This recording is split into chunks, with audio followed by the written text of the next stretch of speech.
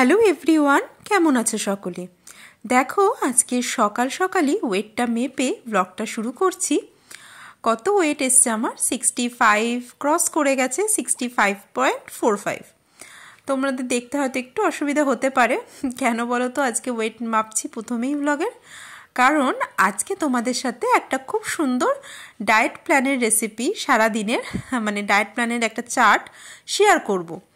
তো দেখো, সকাল সকাল আমি 1 চামচ মতো জিরে জলের মধ্যে ফুটিয়ে নিচ্ছি। স্কুলে যাবে তো? তাহলে বসো এখানে, দাঁড়াও, জল খেয়ে নাও।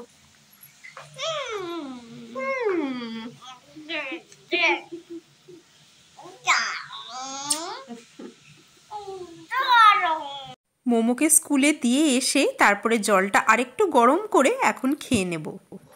তো এখন দেখো, মোমোকে স্কুলে দিয়ে আসলাম, আর এসে আমি আবার এটা একটু গরম করে নিয়ে এখন আবার খাচ্ছি।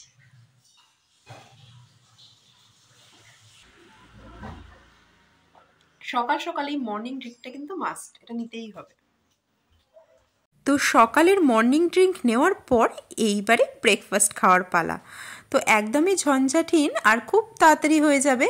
এটা কি, জাস্ট আমি একটু দুধ নিলাম আর তার মধ্যে 3-4 চামচ ওটসের নিলাম, আর সেটাকে 2 থেকে 3 মিনিট জাস্ট নাড়াচাড়া করব। তারপরে 3খানা আমন্ড বাদাম নিয়েছি আর 2টো খেজুর কুচিয়ে এর সাথে আমি মিশিয়ে নিলাম। তো তৈরি আমার ওটমিলের ব্রেকফাস্ট। এটাই সকালে তাড়াহুড়ো থাকলে খুব সহজে ঝটপট বানিয়েও নেওয়া যায়, আর খেতেও কিন্তু বেশ লাগে। ফ্যাট ফ্রি মিল্ক দিয়ে এটা বানাবে, মানে টোন্ড বা ডাবল টোন মিল্ক যেটাকে বলে। আর চিনি কিন্তু ইউজ করবে না, খেজুর দিলেই কিন্তু বেশ মিষ্টি লাগে। যদিও আমি এখানে ফ্যাট মিল্ক ইউজ করেছি, কারণ আমার মেয়ের জন্য আমুল শক্তিটাই আনি। তো দেখো, তোমরা কিন্তু এর সাথে একটা বানানা বা একটা অ্যাপেল নিতে পারো, কিন্তু আমি এখন কোনো ফ্রুটসই নিচ্ছি না, কারণ ঘরে শুধু লেবু আছে, আর দুধের সাথে লেবু তো একদমই নেওয়া যাবে না। তো আমি ভাবলাম যে মিড মর্নিংয়ে নিয়ে নেব একটা লেবু। এখন তাই এটাই খাচ্ছি। তোমরা একটু আপেল যদি কুচি করে উপর দিয়ে দিয়ে দাও, বেশ ভালো লাগবে কিন্তু খেতে। তো ওদিকে ব্রেকফাস্ট সেরে এসে এদিকে আমি বিছানাটা গোছাতে লেগে পড়লাম। মোমোকে স্কুলে যাওয়ার সময় তো খুবই তাড়াহুড়ো ছিল, তখন তো ওকে ঘুম থেকে তুলে কোনো মতে ড্রেস ট্রেস পরিয়ে নিয়ে গেছি, আর ওকে একদম শেষ টাইমটাই ঘুম থেকে তুলি, জানো তো, কারণ আগে উঠে ও করবেটাই বা কী। তাই জন্য এখনই এসে বিছানাটা গোছাচ্ছি। আর শীতকাল বলে পুরো বিছানা জুড়ে বালিশ, লেপ, কম্বলের কোনো কিছুরই অভাব নেই। আর দেখো, বেডশিটের ওপর আমি একটা ব্ল্যাঙ্কেটও পেতে নিয়েছি, এতে কিন্তু বেশ আরাম হয়, জানো তো। শীতকালে অতটা ঠান্ডা লাগে না, নইলে দেখবে বিছানার চাদরগুলো একদম ঠান্ডা হয়ে থাকে, শীতে কালভাবটা যেতে চায় না। তো আমি ভাবছি বালিশের জন্য যদি এরকম মানে কভার পাওয়া যেত ব্ল্যাঙ্কেট টাইপের, বেশ ভালো হতো। তোমরা কি জানো এরকম ব্ল্যাঙ্কেট কভার পাওয়া যায় পিলোর জন্য, তারপরে কোল বালিশের জন্য? তাহলে কিন্তু বেশ ভালো হয়। তো দেখো, বাইরে তো রোদের কোনো বালাই নেই, সকাল থেকেই এরকম ঝিম মেরেছিল, আর তারপর তো বৃষ্টিও পড়ছিল, ওয়েদারটা খুবই খারাপ। তো চলো, এখন একটু ফ্রি টাইম পেয়েছি, এখন একটু পড়াশোনা করে নেওয়া যাক। তো এখন তো খুব বেশি টাইম পাবো না মনোযোগ দিয়ে পড়ার, তাই ভাবলাম যে অঙ্ক একটা টপিক ওয়াইজ একটা ক্লাস করে নিই। তো দেখো, আমি এখন কি ক্লাস করছি, এই যে কম্পাউন্ড ইন্টারেস্টের ওপর ক্লাস করছিলাম আমি, মানে ইউটিউবে একজনের ভিডিও দেখে তোমার একটা একটা করে অঙ্কের টপিকগুলো শেষ করছি। তো সেটারই আজকে 3 নম্বর ক্লাসটা আমি করব এখন বসে। তো দেখলে অনেকদিন পর যেহেতু পড়াশোনা শুরু করেছি, ভাবছি যে ম্যাথটা পুরো টপিক ওয়াইজ শেষ করব, তারপরে প্র্যাকটিস করব। তো মোটামুটি আমার 2-3টে চ্যাপ্টার হয়ে গেছে, এখন সিম্পল ইন্টারেস্টও হয়ে গেছে, কম্পাউন্ড ইন্টারেস্ট চলছে। এটা হয়ে গেলে মোটামুটি তোমার প্র্যাকটিস সেটগুলো তখন আস্তে আস্তে প্র্যাকটিস শুরু করে দেওয়া যাবে। তো এখন আমি বসে বসে এই অঙ্কগুলো করে নেব, বেশিক্ষণ নাই, 1-1.5 ঘন্টা মতনই এখন করব। তারপরে আবার মোমোকে স্কুল থেকে আনারও টাইম হয়ে যাবে, দেখো এই অঙ্ক করতে করতে। আর 10:30 অলরেডি বেজেও গেছে। তো চলো, এখন মোমোকে স্কুল থেকে আনারও সময় হয়ে গেছে। এখন আমি স্নান ধান করে তাড়াতাড়ি পুজোটা সেরে নিই, তারপরে ওর স্কুলে যাবো ওকে আনতে। ঠান্ডা। শীতকাল আমার বরাবরই প্রিয়, কখনোই কিন্তু সোয়েটার কিছুই পরি না, বাড়িতে থাকলে তো কিছুই পরতে লাগে না, কিন্তু এইবারের শীতটা মানে একদম জাঁকিয়ে পড়েছে সত্যি। স্নান করার পর ভালোই ঠান্ডা লাগছিল। আর চলো, আমাদের ঠাকুরঘরটাও তোমাদের একটু দেখিয়ে দিই। এই দেখো, আমাদের ভোলে বাবা, বজরংবলী এই যে ভোলে বাবার মূর্তি, এখানে ছোট্ট একটা শিবলিঙ্গ, তারপরে এখানে সব ঠাকুর দেবতারা আছেন। তো আমাদের ঠাকুর ঘরটা একটু তোমাদের ঘুরিয়ে দেখিয়ে নিই।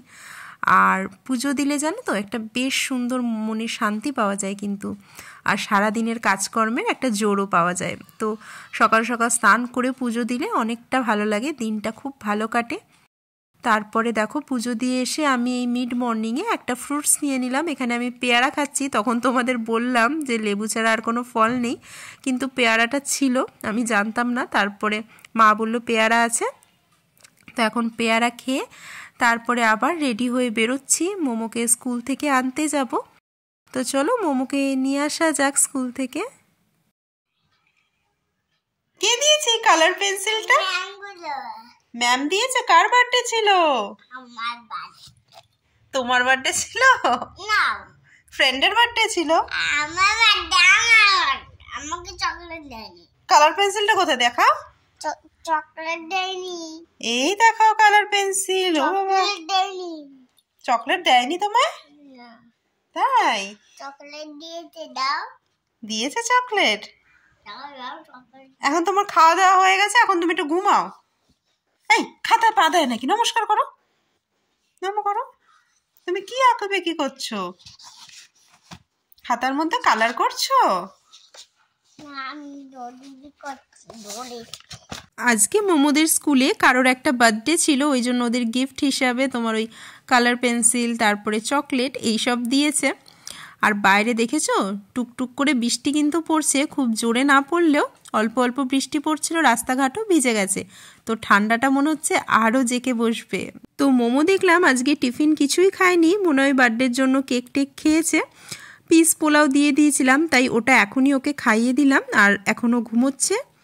তারপরে দেখো আমি আমার লাঞ্চ থালি নিয়ে তোমাদের কাছে চলে আসলাম। তো লাঞ্চে কি খাবে? এই দেখো 2 কাপ ভাত নিয়েছি আমি, এখানে নিয়েছি অল্প সয়াবিনের তরকারি, সর্ষে দিয়ে ভেটকি মাছ, আর এদিকে মটরশুঁটি দিয়ে বাঁধাকপি, সাথে কিন্তু 1 বাটি স্যালাড। স্যালাডে আছে শসা, গাজর, আর এটাকে একটু লেবুর রস, গোলমরিচ গুঁড়ো আর একটু ধনেপাতা কুচি দিয়ে মাখিয়েছি। নুন কিন্তু অ্যাভয়েড করবে, কাঁচা নুন কিন্তু একদমই খাওয়া যাবে না। তো চলো এবারে খেয়ে নিই। মোমো তো ওদিকে ঘুমোচ্ছে, ওকে স্নান ধানও করিয়ে দিয়েছি। তারপর ওই যে ওই পোলাও রান্না করেছিলাম ওর টিফিনের জন্য, সেটাই ওকে খাইয়ে দিলাম এখন। তো দেখো আজকে যেহেতু বাড়িতে সয়াবিন হয়েছে, তাই আমি অল্প করে ভাবলাম যে নিয়ে একটু টেস্ট করে দেখি কেমন হয়েছে। আর নইলে কিন্তু তোমরা চেষ্টা করবে প্রোটিনের একটাই সোর্স নিতে। মানে তোমরা যদি ফিশ নাও তাহলে শুধু মাছ নেবে আর সবজি নেবে কিছুটা, যা সবজি রান্না করো না কেন বাড়িতে, 5 মিশালি সবজি হলে বেশি বেটার। এখন তো শীতকাল, পালং শাকের সিজন, পালং শাক দিয়ে সব রকম সবজি দিয়ে খুব অল্প তেলেই কিন্তু রান্না হয়ে যায়। আর আজকে আমি বাঁধাকপি নিয়েছি, বাঁধাকপিও নিতে পারো। বাঁধাকপিও কিন্তু ওয়েট লসের জন্য খুবই হেল্পফুল, কিন্তু অবশ্যই সেটা কম তেলে রান্না করতে হবে, সেটা তো অবশ্যই তোমরা মানে জানোই, নতুন করে বলার কিছু নেই। তো একটা তরকারি নেবে, একটা মাছ নেবে। এবারে মাছের বদলে তোমরা 2-3 পিস চিকেন নিতে পারো, আর মাছ আর চিকেন না নিলে তখন তোমরা সয়াবিন নেবে।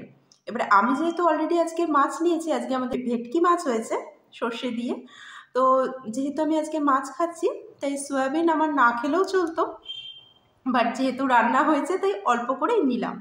কিন্তু তোমরা যদি মাছ মাংস না খেয়ে শুধু সয়াবিন নাও তাহলে কিন্তু 50 গ্রাম পরিমাণ, মানে একটা ছোট বাটির 1 বাটি পরিমাণ সয়াবিন তোমরা নিতেই পারো। প্রোটিনের খুব ভালো সোর্স একটা সয়াবিন। আর এগুলো কিছুই যদি না নাও, যদি ভেজ খাও তাহলে 1 বাটি ঘন ডাল নেবে, মুগ ডাল 1 বাটি ঘন ঘন ডাল, আর সবজি। তো আশা করি তোমাদের সব কোয়ারিজ পূর্ণ হয়ে গেল লাঞ্চ রিলেটেড।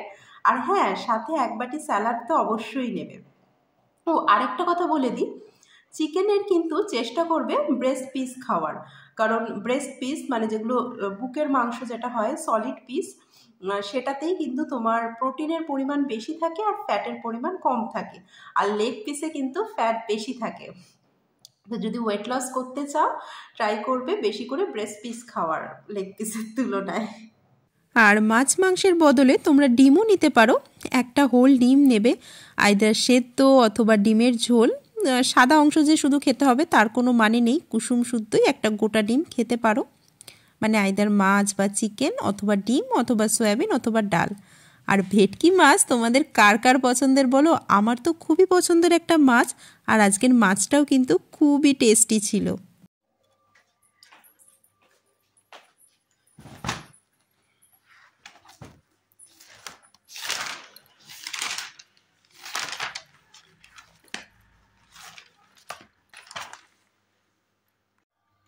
তো মৌ এখন ঘুমোচ্ছে, এই সুযোগে চলো একটু পড়াশোনা করে নেওয়া যাক।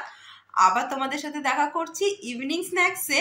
আর রাতে ডিনারের জন্য লো ক্যালোরি আমি একটা কি রেসিপি বানাই তোমাদের সাথে সেটা অবশ্যই শেয়ার করব, তো তার জন্য ব্লগটা দেখতে থাকো। লাঞ্চ করার 2 থেকে 2.5 ঘন্টা পর আমি নিয়েছিলাম একটা কমলা লেবু। আর এই লেবুটা কিন্তু একদম লাঞ্চের পরপরই নেবে না, কিছুক্ষণ গ্যাপ দিয়ে নেবে, নইলে কিন্তু অ্যাসিডিটি হয়ে যেতে পারে। আর তারপরে রাতের ডিনার বানানোর জন্য দেখো আমি সব রকম সবজি এখানে কেটে নিয়েছি।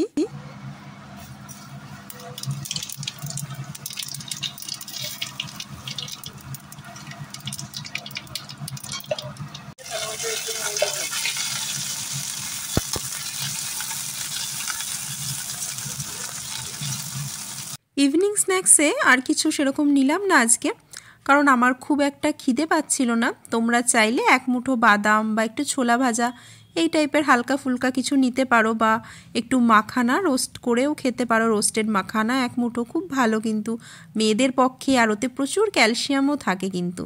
তো দেখো কড়াইতে আমি একটু 5 ফোড়ন আর তেজপাতা ফোড়ন দিয়ে আগে পেঁয়াজটা ভেজে নিলাম, তারপরে সব সবজি দিয়ে নুন হলুদ তারপরে লঙ্কার গুঁড়ো সব কিছু দিয়ে ভাজা ভাজা করলাম।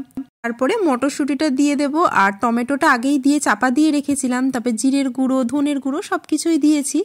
আর লাস্টে একটা আস্ত লঙ্কা আর একটু আদা বাটা দিয়ে নাড়িয়ে চাড়িয়ে এই যে ডালিয়া আর ডাল, মুগ ডাল নিয়েছি আমি এখানে, তো এগুলো দিয়ে নাড়াচাড়া করে এবারে এর মধ্যে জল ঢেলে দেবো। তার আগে একটু ভাজা ভাজা করে নিই, বলো ডালিয়াটা ডালটা বেশ ভাল লাগবে কিন্তু খেতে। তো আমি এখানে 2 জন মানুষের জন্য এই ডালিয়ার খিচুড়িটা বানাচ্ছি, তাই জন্য পরিমাণটা তোমাদের একটু বেশি লাগতে পারে, কিন্তু তোমরা একজনের জন্য যদি বানাবে নিজের জন্য যদি বানাও তাহলে তোমাদের পরিমাণটা বলে দিই আমি। 2 টেবিল চামচ ডালিয়া নেবে আর 2 টেবিল চামচ ডাল নেবে, আর সবজি নেবে বড় কাপের 1 কাপ। এই মেজারমেন্টে কিন্তু তুমি ডালিয়ার খিচুড়িটা বানাবে, এমন না যে আনলিমিটেড খাবে, সেটাও কিন্তু না। তারপরে দেখো লাস্টে এগুলো সব ডালিয়াটা সেদ্ধ হয়ে এসছে, তো আমি ধনে পাতা কুচি ছড়িয়ে দিলাম, তারপরে 1 চামচ ঘি আর গরম মশলার গুঁড়ো ছড়িয়ে দিলাম। হ্যাঁ, আমি কিন্তু এর মধ্যে ঘি ইউজ করেছি, তাহলে কিন্তু গন্ধটা বেশ ভালো লাগে আর খেতেও বেশ ভালো হয়। ঘি কিন্তু খুব ভালো একটা সোর্স ফ্যাটের, আর যারা ডায়েট করছো তারাও পার ডে 1 টিস্পুন ঘি কিন্তু নিতে পারো, ছোট চামচের 1 চামচ ঘি। তো এই দেখো এখন শীতের মধ্যে গরম গরম খিচুড়ি খেতে বেশ মজা লাগে কিন্তু। তারপরে ডিনার করার 2 ঘন্টা পর আমি এই যে নাইট ড্রিঙ্ক নিয়ে নিচ্ছি, আর ডিনারটা কিন্তু আমি রাত 8টার মধ্যেই করে ফেলেছিলাম। তো রাত্রে দেখো 1 চামচ জোয়ান নিয়ে ফুটিয়ে নিচ্ছি, আর জোয়ান জল বানিয়ে এটা ছেঁকে খেয়ে নেব। তো দেখো পরের দিন সকাল সকাল ফ্রেশ হয়ে উঠে এখন হচ্ছে ওয়েট চেক করার পালা, কতটা কমাতে পারলাম কালকে সারাদিনের এফোর্ট দিয়ে। ও মা দেখো 63.70, বাবা এতটা কমেছে আমি নিজেই বিশ্বাস করতে পারছিলাম না। আমি ভেবেছিলাম ম্যাক্সিমাম হয়তো 700-800 গ্রাম কি ম্যাক্সিমাম 1 কেজি কমবে, কিন্তু এ তো প্রায় 2 কেজির মতন কমে গেছে দেখো। আর এমন কিছুই কিন্তু কষ্টসাধ্য ডায়েট আমি ফলো করিনি, খুবই ইজি ছিল আমার রেসিপিগুলো, তাই না? তো দেখো তোমাদের সাথে আমি আমার সারা দিনের ডায়েট চার্টটা শেয়ার করলাম, আর আমি নিজেই অবাক হয়ে গেছি এতটা ওয়েট একদিনে কমিয়ে ফেলতে পারবো। বুঝতে পারিনি। তোমরা যারা ভালোভাবে দেখেছো পুরো ব্লগটা তারা বুঝতেই পারলে যে আগের দিন মর্নিংয়ে আমি ওয়েট নিয়েছিলাম, তখন আমার ওয়েট ছিল 65.45, 65.5 কেজি মতো প্রায়। আর আজকে সকালে কালকে সারাদিন ডায়েট প্ল্যানটা ফলো করলাম, আজকে সকালে ওয়েট হলো আমার 63.70, প্রায় 2 কিলো মতো, 1 কেজি 750 গ্রাম আমি একদিনেই কমিয়ে ফেলতে পারলাম। আমার তো বিশ্বাসই হচ্ছে না। তো দেখো আমার এতটা ওয়েট একদিনে কমার পেছনে কারণ আছে, কারণ আমি কিন্তু মানে অনেক দিন কোনো মেনটেনেন্সের মধ্যে ছিলাম না, হাবিজাবি অনেক খেয়েছি। তোমরা যারা আগেও আমার ডায়েট রুটিনের মানে ভিডিও দেখেছো তারা জানো তখন আমার ওয়েট মোটামুটি 62-63-র মধ্যে ঘোরাফেরা করতো, কিন্তু এই পুজোর পর থেকে সেরকমভাবে কিছুই মানা হয়নি। আর এখন ঠান্ডার সময় শীতকালে একটু তোমার পিঠে পায়েস, তারপরে আমার বার্থডে ছিল, হাজব্যান্ডের বার্থডে ছিল, কেক তো মানে বেশিরভাগ কেকটাই আমার পেটে গেছে। তো এত মিষ্টি খেয়েছি এত মিষ্টি খেয়েছি, ওয়েট তো বাড়ারই ছিল বলো। আর অনেকদিন ওয়েট চেকও করছিলাম না। তো যাই হোক, যেটা আমার মেন মানে বলার উদ্দেশ্য হচ্ছে তোমার প্রথম তুমি যদি মানে কোনো মেনটেনেন্সে না থাকো, প্রথম যদি তুমি কোনো ডায়েট প্ল্যান ফলো করো, তাহলে প্রথম দুদিনে কিন্তু তোমার অনেকটা ওয়েট একসাথে লস হয়ে যাবে। সেটা কিন্তু তোমার ওয়াটার ওয়েট, যেটা বডির ওয়াটার ওয়েট বলে, সেইটা লস হয়। তাই জন্য মানে অনেকটা ড্রাস্টিক চেঞ্জ লাগে।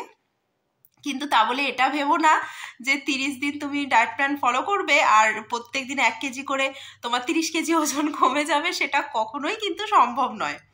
মানে এরকম হঠাৎ করে যখন তুমি শুরু করবে প্রথম দিকে কিন্তু 1-1.5 কেজি 2 কেজি খুব তাড়াতাড়ি কমে যাবে, তারপরে কন্টিনিউ করতে থাকলে অল্প অল্প করে কমবে। কিন্তু তাও যদি তুমি একটা মেনটেনেন্সের মধ্যে থাকো, এক্সারসাইজ ছাড়াও কিন্তু তুমি অনেকটা ওয়েট লুজ করে ফেলতে পারবে, গ্র্যাজুয়ালি অল্প অল্প করে কমিয়ে ফেলতে পারবে। তো আমার ডায়েট প্ল্যানটা তোমাদের কেমন লাগলো আর আমার পুরো ব্লগ ভিডিওটাই কেমন লাগলো অবশ্যই জানিও কমেন্ট করে। তো চলো আজকের ভিডিওটা এখানেই শেষ করছি। টাটা, সবাই খুব ভালো থেকো, আবার তোমাদের সাথে দেখা হবে অন্য একটা ব্লগে। বাই।